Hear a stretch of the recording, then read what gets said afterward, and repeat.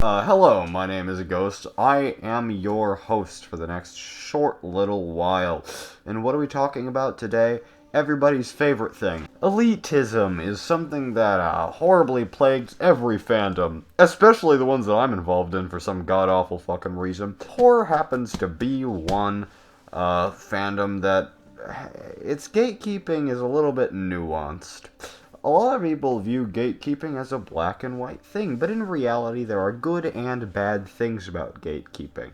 And I'd like to talk about that because, I feel like horror is a weird scene to get into, as there are a lot of horror fans out there that'll be like, you want a real horror fan? Kill yourself, man. You only watch, like, fucking 80s slasher movies, bro? Come on. Have you heard of, like, Alfred Hitchcock? So, elitism often is just viewed as, oh man, these are a bunch of assholes. Don't let anyone impede on your shit, man. Fuck the elitists and the gatekeepers in a lot of fandoms. And quite plainly, I think that there are good things about gatekeeping.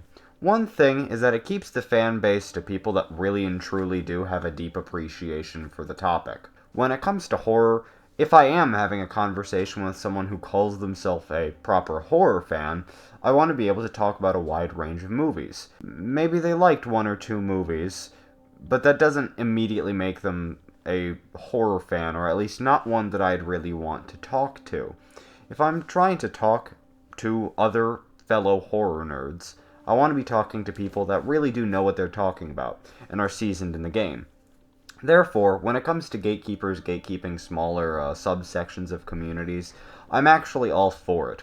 I also believe that gatekeepers can direct attention to a lot of movies that are considered must-watches to earlier people, and so long as the gatekeepers are willing to change their standpoint if, the viewers become more seasoned, I don't believe it's as problematic. Like, personally, if someone is, like, really talking about me with horror, well, I'll always be happy. But also, I probably won't go that deep in the conversation if they're not even, like, within the realm of experience that I am. So I'd likely recommend them some movies and then reopen the conversation after they've seen them. So for that, I suppose I do gatekeep a little bit. I don't believe that people should call themselves a horror fan just because they've seen one or two movies and had a good time. I believe that if you consider yourself a horror fan, you've seen a good amount of movies, and the majority you've had some form of a good time with. That to me is a real horror fan. That being said, I believe that anyone can watch any horror movie that they want to. I'm not gonna say that, oh man, if you don't watch horror, you're a fucking pussy bitch. Get out of my fucking way, man. Kill yourself, bro. Because quite plainly, I just don't believe that that's fair. I believe that everyone has their own tastes. Furthermore, I also definitely don't believe in telling people that they need to get into the underground or anything.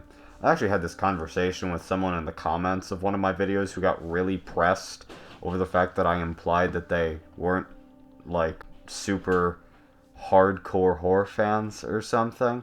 But quite plainly, I don't believe that people need to leave the mainstream if they don't want to. If you enjoy the Midsommers and the Hereditaries and those types of movies, then you're perfectly welcome to stick to the mainstream. I don't believe it's inherently bad, because quite plainly, while I have complained about how horror isn't as boundary pushing as it used to be, if you're finding your joy out of those movies, I believe that's perfectly fine. And I don't believe that the vast majority of horror fans should even go through that, like, those iceberg chart type movies. I believe that the vast majority should just watch what they want to do. They don't need to push themselves just because they saw some TikTok by a person who hasn't seen the movie telling them that Megan is missing or something. Is the world's most fucked up movie, man. Absolutely fucking wild. I believe that people should understand their limits, and while it's okay to push those limits at times for sure, they don't need to feel obligated just because a bunch of horror fans are making fun of them. That's where elitism is bad. I don't believe that we should be deterring new fans. Maybe we should be encouraging them to become much more well-versed, perhaps, but I don't believe that we should be turning people away from the scene just because we view them as inferior. That's when it truly and properly becomes an issue, because in the end, I want more people to talk about horror with. especially to the degree of horror that I enjoy. But unfortunately, it feels like a lot of people are just too afraid to really immerse themselves in this scene.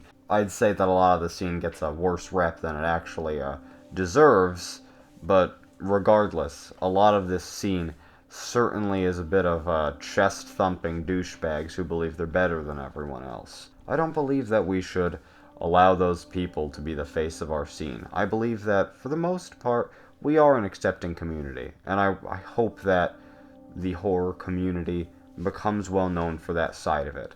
Because in the end, I've found many friends through our mutual love of horror, and in the end, that's something that I'll always value because horror means a lot to me personally. It's been something that's been a major part of my life for years and years and years. And now, every week, I talk about it and I get to put it out here for you guys and I get to create discussion amongst you guys. I have a lot of fun doing that because it allows me to talk about the horror I want to talk about with people who may actually find it interesting. Something which, especially in my real world local community, isn't super easy to do.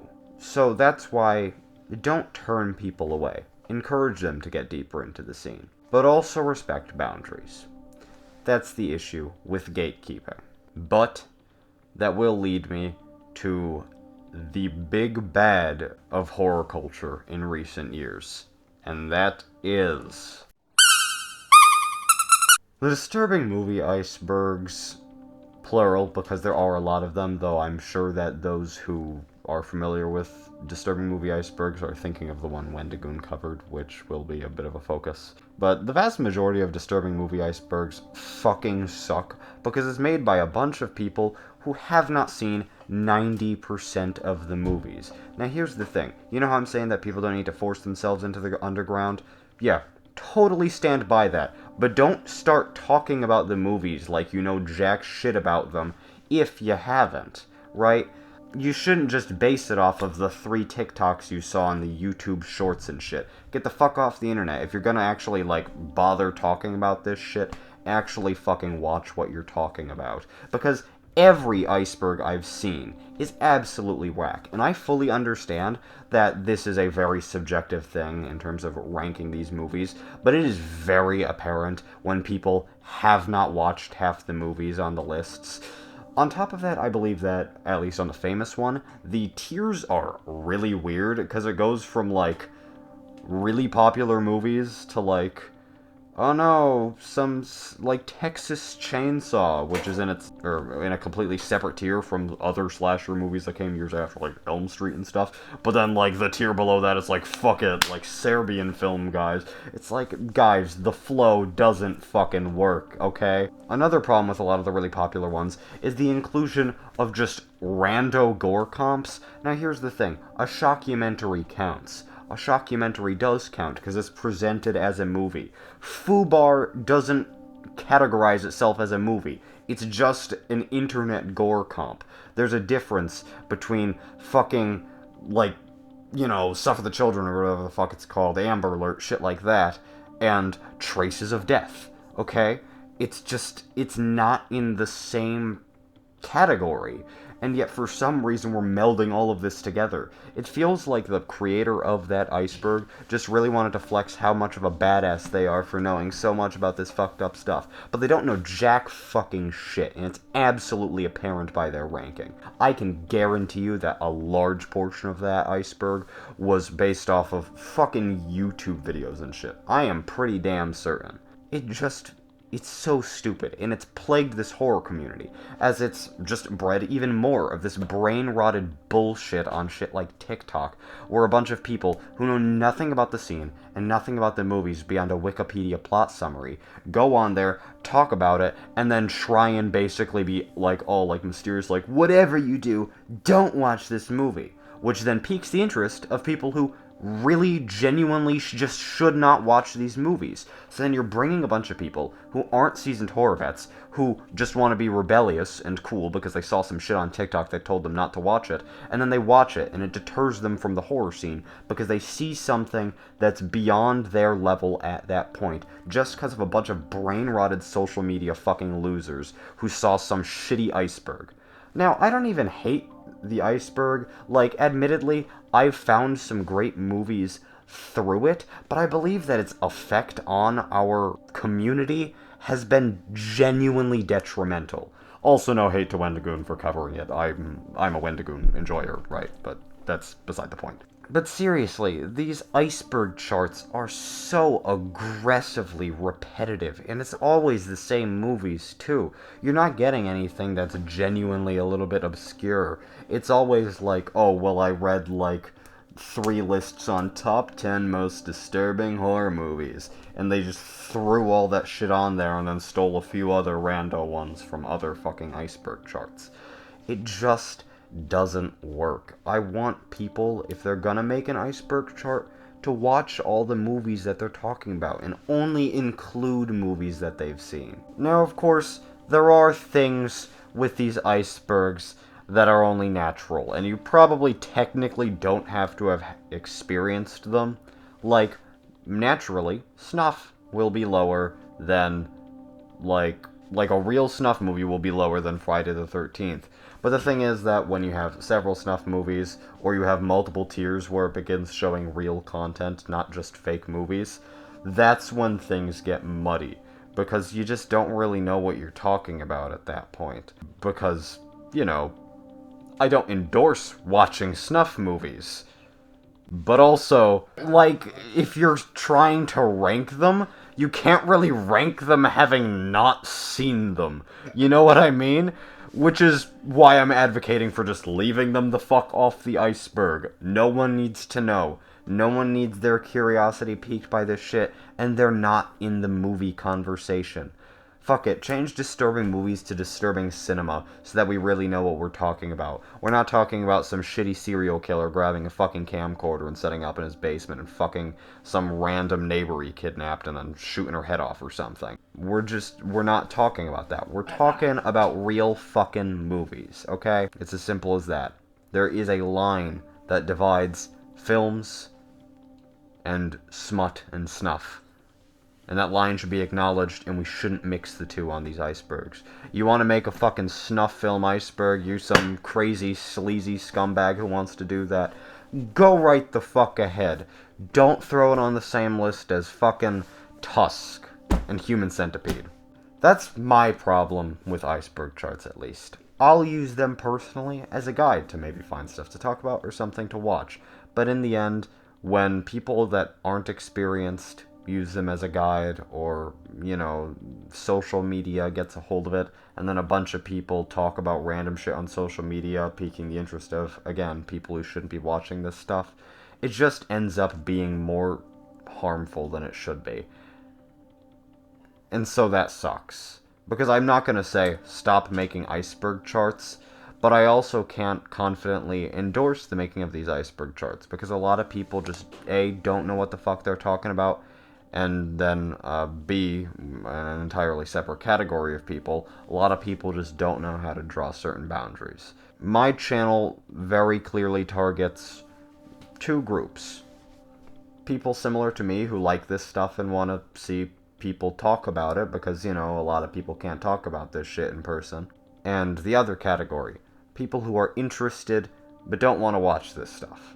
I always tend to make it clear, or at least I have in recent times, that you don't need to push yourself to watch this stuff. But in the end, I'm here for those people to tell them about this stuff, satisfy a little bit of their morbid curiosity, and then let them go off without needing to see it. I'm here to satisfy the morbid curiosity in a way that doesn't make them need to see it. If it sounds like something they can handle, well then good for them. But I describe things without any like, oh, I'm really gonna dance around this stuff. I'm pretty direct, and when I'm talking about extreme stuff, I let it be known that it is in fact extreme. I don't think that we should be just randomly grabbing people into this deeper scene of horror when they simply aren't experienced or ready for it. Because I know that when I was first getting into horror, I was a young kid. And if I was first getting into horror and I saw something like, I don't know, fucking Slaughtered Vomit Dolls or something, yeah, that would probably stop me from getting as deep as I am now. But now, I can watch Slaughtered Vomit Dolls, feel next to nothing, and pretty much just be like, man, that was not good, and that was made by a not good person, you know? Or I can sit down and watch August Underground and genuinely be like, oh, this actually has some meaning to it, and I actually think that this is a good movie. I interviewed Fred Vogel. But in the end, I think that gatekeeping should function more so as a way to encourage people getting more well-versed in the scene, but also encourage people from not going beyond where they should be going with a lack of experience. Gatekeep the extreme from people who have not been in the extreme. We don't need to expose every normie viewer to the underground right off the bat. That's what it is to me, at least.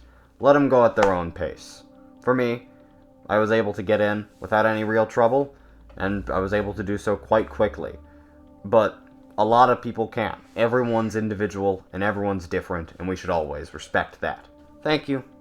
I'm Ghost. I hope I provided some form of valuable conversation today. And hey, if you ever want to talk horror, comments. It benefits my channel, but also, if I see something interesting that I want to reply to, you know, I'm always willing to reply and have a good conversation. So thank you. I've been your host, and good night. Or good evening. Good morning. Good afternoon. Whatever. Guten Tag. Fuck you.